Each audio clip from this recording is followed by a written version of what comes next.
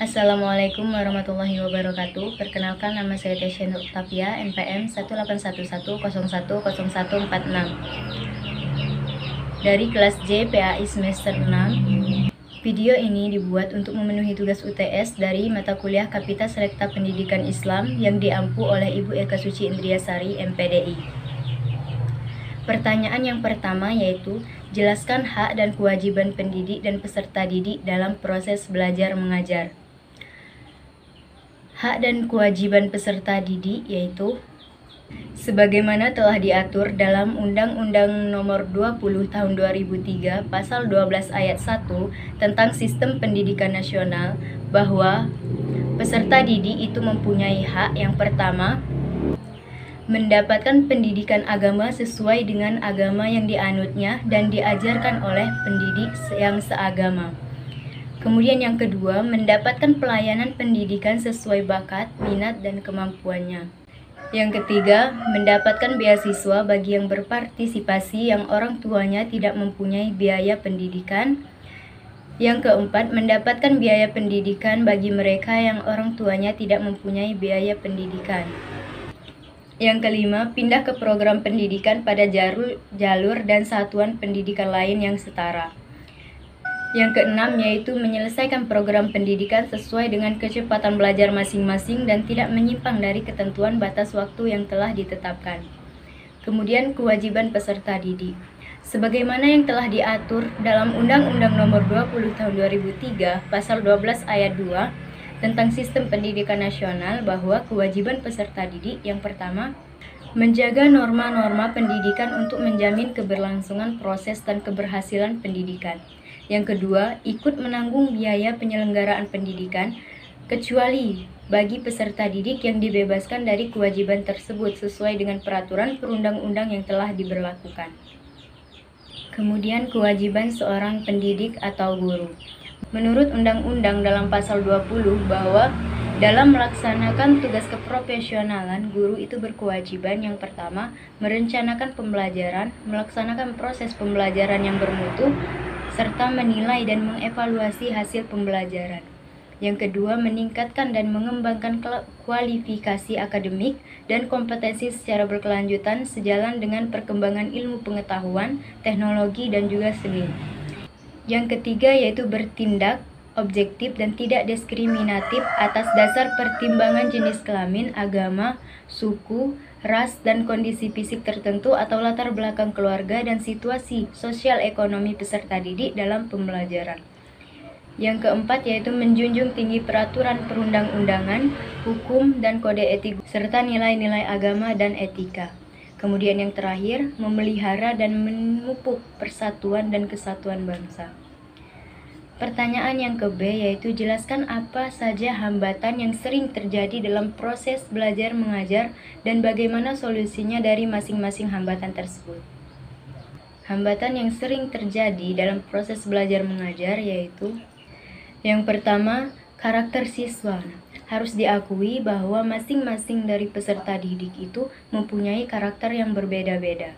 Nah, oleh sebab itu, seorang guru harus bisa mengetahui karakter masing-masing dari peserta didiknya, agar nantinya bisa menyesuaikan metode dan strategi apa yang bisa diterapkan dalam proses belajar mengajar, agar tujuan dari pembelajaran itu bisa tersampaikan dengan baik.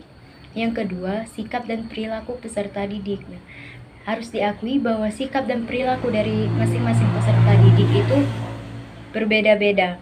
Nah, jadi di sini guru dituntut agar lebih sabar untuk menanggapi setiap sikap dan perilaku dari peserta didik serta membimbing mereka. Yang ketiga, yaitu minat dan bakat. Guru diwajibkan untuk menemukan bakat dan minat siswanya. Penyaluran bakat dan minat siswa ini secara tepat dapat meningkatkan motivasi belajar siswa.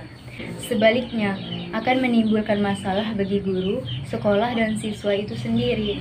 Siswa yang terpendam bakat dan minatnya pada umumnya menjadi siswa yang agresif, melawan, dan suka melakukan tindakan-tindakan yang negatif yang melanggar tata tertib sekolah.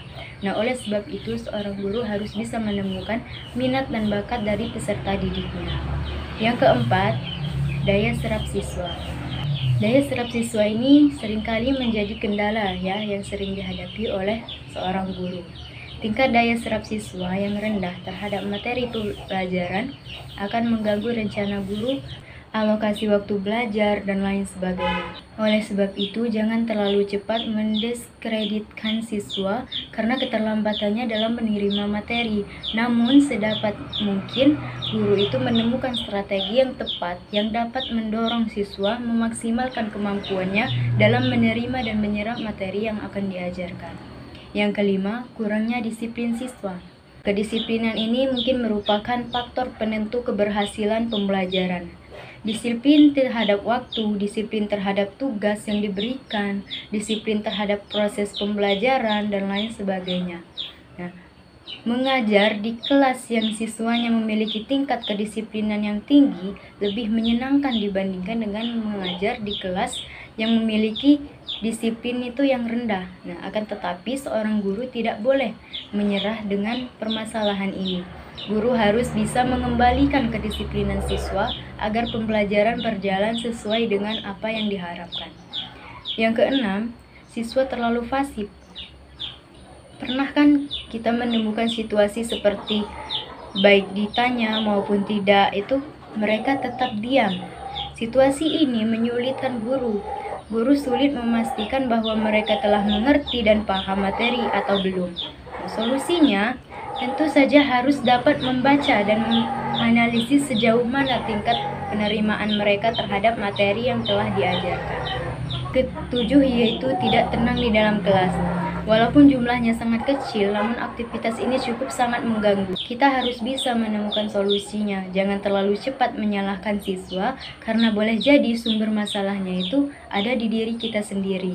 Nah, misalnya ketika kita mengajar terlalu membosankan, kemudian cara kita berkomunikasi tidak jelas, materinya terlalu padat, atau situasi lain misalnya ruangan terlalu panas, banyak gangguan dari luar, meja dan kursi yang tidak menyenangkan, dan lain sebagainya. Oleh sebab itu, seorang guru dituntut untuk memiliki kemampuan untuk menenangkan siswa-siswanya dalam proses belajar mengajar. Yang kedelapan, yaitu kepercayaan siswa pada guru. Jangan disepelekan tentang suatu hal ini, karena salah satu keberhasilan pembelajaran yaitu tentang keyakinan siswa kepada gurunya. Nah, keyakinan yang dimaksud di sini yaitu mereka tidak salah belajar pada guru tersebut karena guru tersebut menguasai materi sehingga mendorong mereka untuk mencintai pelajaran yang telah guru tersebut ajarkan. Yang kesembilan, yaitu pujian. Siswa itu sebenarnya haus dengan pujian dari seorang gurunya. Nah, saat ini banyak guru yang mengabaikan karena lebih mengibaratkan pada penyelesaian materi pembelajaran. Nah, karena kurangnya pujian yang diperolehnya sehingga mengurangi motivasi belajarnya. Sementara motivasi belajar merupakan salah satu faktor penentu dalam pembelajaran. 10, yaitu hanya mengikuti saja. Banyak siswa yang hanya memposisikan dirinya berada di belakang. Nah, mereka tidak mau menjadi yang terdepan. Nah, mudah saja menemukan siswa seperti ini. Mereka terlalu berusaha untuk duduk di belakang, tidak mau duduk di depan. Nah, seorang guru itu akan kesulitan memulai pembelajaran apabila siswanya itu tidak memiliki inisiatif untuk berbuat, apalagi paradigma pendidikan saat ini telah berubah dari diberitahu menjadi mencari tahu. Pertanyaan yang kedua yaitu yang ke-A, menurut Anda bagaimana cara meningkatkan profesionalisme seorang guru dalam dunia pendidikan? Menurut saya, cara meningkatkan profesionalisme seorang guru dalam dunia pendidikan yaitu yang pertama, menempuh jenjang pendidikan yang lebih tinggi sesuai dengan kualifikasi akademis. Yang kedua, mengikuti kegiatan seperti kegiatan KKG. Yang ketiga, meningkatkan kesejahteraan guru.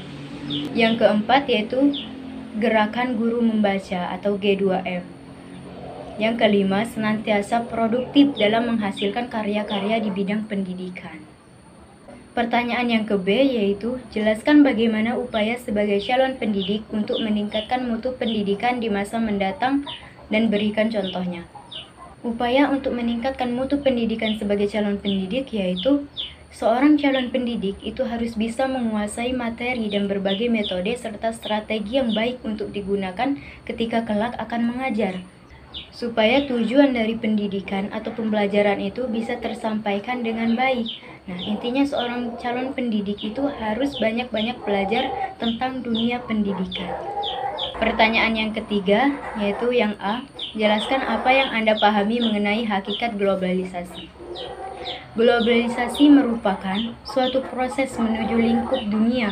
Nah, dengan demikian, globalisasi ini dapat diartikan sebagai proses mendunia, di mana semua peristiwa baik ekonomi, politik maupun budaya yang terjadi di suatu belahan dunia itu dapat mempengaruhi kehidupan masyarakat di seluruh dunia. Pertanyaan yang kedua, jelaskan apa saja dampak globalisasi terhadap tradisi pesantren dan berikan contohnya. Tradisi-tradisi pesantren mengalami pergeseran dari dampak globalisasi seperti rihlah ilmiah yang pada zaman dahulu itu perlu menempuh perjalanan yang sangat panjang, saat ini bisa dicari melalui mana saja. Lalu penyampaian ilmu tidak melalui kiai saat ini dapat diperoleh dari sumber yang beraneka ragam. Sesuai perkembangan zaman, tujuan pendidikan pesantren bersifat ganda, yaitu mendidik para santri untuk menjadi ulama intelektual dan intelektual agama. Arus globalisasi dalam dunia pendidikan Islam tidak hanya mengubah basis sosiokultural dan pengetahuan pada lingkungan santrinya saja. Hal ini juga berimbas pada umat Islam secara keseluruhan. Dalam menghadapi tantangan globalisasi yang demikian, dunia pesantren ini sudah memiliki pengalaman yang panjang dan kaya. Secara singkat, pertama, mengajarkan atau menyebarluaskan ajaran Islam kepada masyarakat luas. Yang kedua, mencetak para ulama yang berkualitas. Yang ketiga, menanamkan tradisi Islam ke dalam masyarakat. Dalam menghadapi arus globalisasi, pesantren melakukan inovasi terhadap kurikulum dan kelembagaan pendidikan. Yang keempat, dalam menghadapi budaya barat, pesantren diakui sebagai lembaga yang paling efektif dalam membentuk karakter bangsa. Pertanyaan yang keempat, yang ke-A, jelaskan dasar dan tujuan pendidikan Islam transformatif. Dasar pendidikan Islam transformatif yang pertama, teologi inklusif. Teologi inklusif ini merupakan sebuah teologi yang menempatkan manusia secara umum pada posisi setara, tanpa memandang perbedaan agama, etnis, ras, bahasa, dan suku, sesuai dengan Quran Surah ketiga ayat ke-64. Yang kedua yaitu teologi kritis. Dengan teologi kritis berarti kita telah memfungsikan potensi manusia sebagai homo rasional yang membedakan dengan makhluk lainnya. Karena sesungguhnya dalam Islam juga sudah dijelaskan bahwa Al-Quran merupakan sumber yang paling utama. Misalnya ayat Al-Quran yang mengajak manusia untuk berpikir. Teologi kritis menjadikan kita bersikap hidup ini secara ikhtiari dan bukan fatalistik. Kemudian tujuan pendidikan Islam transformatif. Tujuan pendidikan Islam transformatif ini tidak hanya berorientasi pada vertikal dan ritual individual dan kesalihan, yakni takwa juga mempunyai makna kesalihan horizontal kepada Tuhan Yang Maha Esa, tetapi juga berorientasi horizontal, yakni bagaimana keimanan dan ketakwaan peserta didik mempunyai imbas kepada perilaku sosial mereka di masyarakat, hubungan manusia, Tuhan yang akan melahirkan kesolehan pribadi.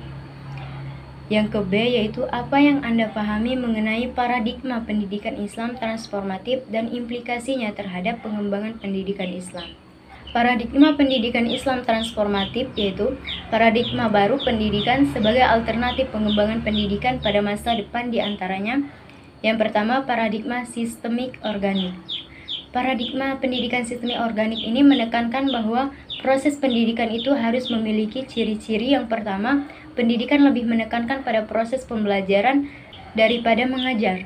Yang kedua, pendidikan diorganisir dalam suatu struktur yang fleksibel. Yang ketiga, pendidikan memperlakukan peserta didik sebagai individu yang memiliki karakteristik khusus dan mandiri.